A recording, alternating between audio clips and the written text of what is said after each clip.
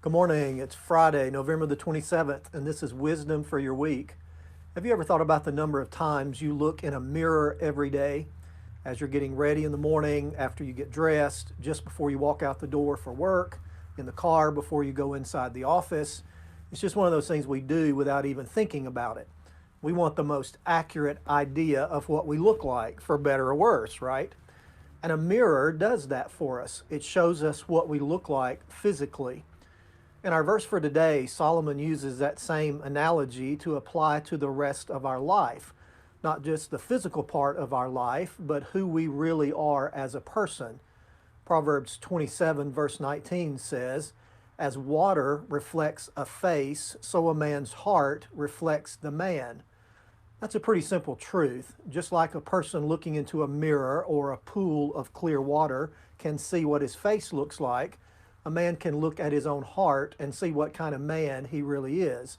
The heart of a man reflects the man. If you want to really know what someone is like, you must look beneath the surface, past the superficial, deeper than the external. Actions are important, of course. We know that. No man can be a godly man who does ungodly things. But actions are just part of the picture. The real measure of a man is this: what is his heart like? The Bible points to the heart as being the key to every other part of our life. You can reform the outside of a person, renovate the exterior, but if the heart is not changed spiritually, then it does no good.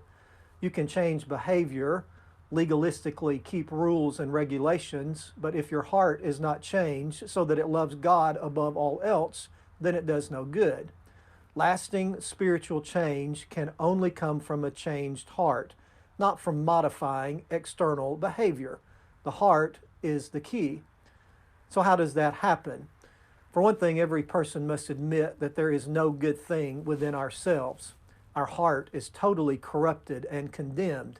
It is only by the grace of God that we can have a new heart, a changed heart. Only God can change our heart. That's why Jesus came. That's what his death and burial and resurrection was all about, us having a changed heart. And then God renews our heart every day through his word and through prayer and through spending time with him. A man's heart is the true reflection of who that man is. What does your heart reflect about you? And that's wisdom for your week.